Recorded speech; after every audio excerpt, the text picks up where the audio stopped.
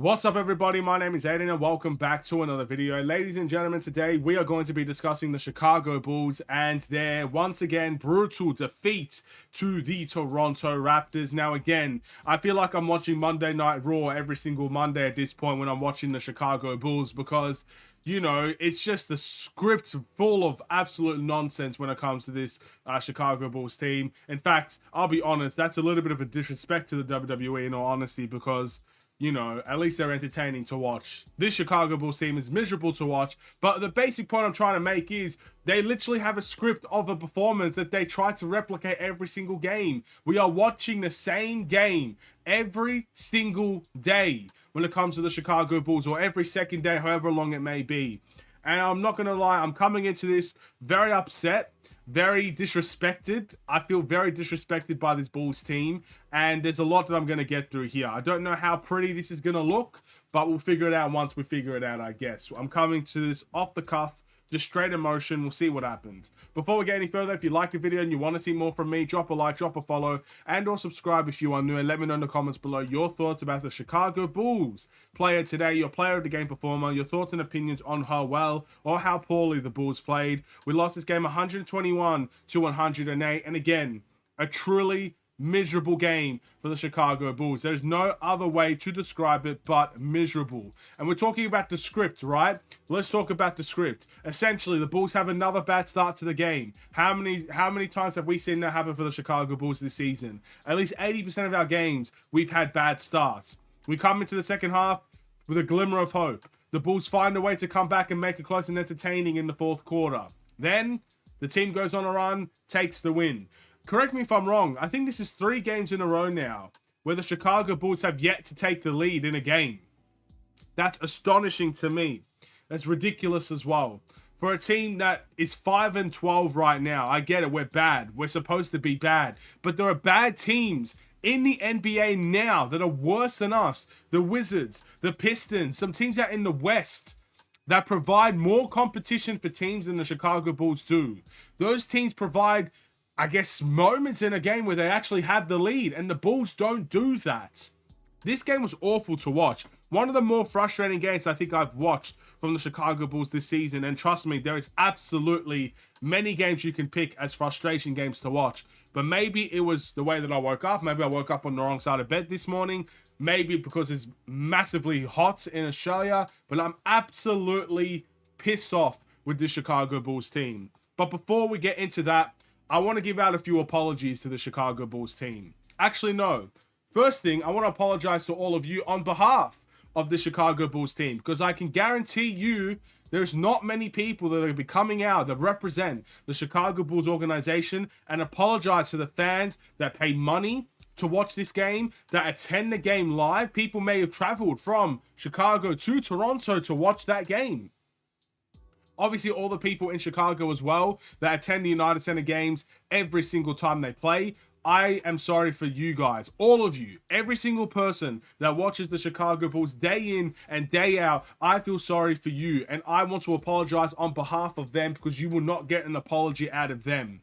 You won't. It's as simple as that. This team is trying to win, and they're failing miserably at it. Literally miserably at it. So that's one thing. And there's actually a guy that I want to shout out here. I don't know if he wants me to say his name on camera or not. I don't know. He was in the watch along a little bit earlier. But I want to say shout out to David. I'll just say his first name, because David is a guy from Ireland, and he woke up at 2:30 in the morning to watch this game, to watch this Chicago Bulls game today. 2:30 in the morning. There's people from Brazil that come into the watch-alongs as well. That's, 11:30 at night. These guys are staying up late or waking up late to watch these games, to get the Chicago Bulls ass handed to them every single time on a silver platter. This Bulls team has some of the best fans in the world, truly the most loyal fans. Fans where they keep getting punched in the face every single game, yet they still show up, just hoping for something different. Hoping for a special moment at least. Hoping for a change, something to happen. And they get disappointed every single game. I want to apologize to Chicago Bulls fans, because I don't think you're going to get one from the Bulls organization. It's just not. It's not in I guess, the best interest of the Chicago Bulls or any team in the NBA, really, when they're losing, to apologize to his fan base. Because there's nothing for them to apologize for in their eyes. But I'll apologize. That's one thing. I want to apologize to Zach LaVine as well. Because in the last video, I basically suggested that Zach LaVine's injury was fake and that they were trying to sit him out for the majority of, I guess, the time and maybe play here or there. And Zach LaVine had right foot soreness. I said he's played through way worse injuries. I really thought there was a conspiracy theory behind there that Zach LaVine would be missing a lot of time for the Chicago Bulls and didn't want to play for this Bulls organization, even though technically, yes, he has requested a trade. But I apologize because he played in this game, which disproved everything I said. And he had a great game today as well. But that's not really it. Like, I was going to apologize to Zach LaVine regardless, whether he had a good game or not. But having a good game definitely helps. So I want to apologize for Zach LaVine for basically insinuating something that I now don't believe is true. I don't believe Zach LaVine is trying to take games off for the Chicago Bulls. I believe that he's trying to keep things professional, and maybe he just really did have an injury. That's what I'm going to say. If I'm wrong, I'm wrong. If I'm right, I'm right. Regardless, I feel like I need to apologize to Zach LaVine from that instance. Now let's get to this Bulls game. 6 minutes in, and there's so much that happened that I'm really... again, the defensive end for the Chicago Bulls was an absolute joke. How many pick and rolls did we let slip by? I mean, off-ball cuts. I mean, how many cuts? How many backdoor cuts? How many just straight cuts to the rim from the top of the key did we see today that was just completely uncontested? How many wide open dunks did the Toronto Raptors have? And then not only that, Toronto were a team I don't consider the most prolific three-point shooting team. They have a couple of good three-point shooters in there. OG Anunoby and Gary Trent Jr. Both of them, by the way, had fantastic three-point shooting nights. But once you see Toronto attack the paint and attack the three, kiss the win goodbye. You're not going to get the win if you allow Toronto to score in every single way possible. Not to mention our defensive work was poor. And our offense, man, oh my goodness, our offense is horrible. Even when Zach LaVine has the game that he has, how could no one cut? How can this Bulls team not move? Look, I get when the offense is stagnant and it's isolation and it's hero ball. I get all of that. That's all we saw today. There's a good reason why the Bulls are one of the teams that concede the least turnovers. It's because they don't pass the ball. You can't get turnovers if you don't pass the ball. It's as simple as that. So those stats are good and all, but I get it. A lot of isolation and a lot of hero ball. Zach LaVine is making everything under the sun. Literally throwing up shots from everywhere, and they're all falling, right? He's having a phenomenal game. One of the best games I've ever seen from Zach LaVine. That's understandable, right?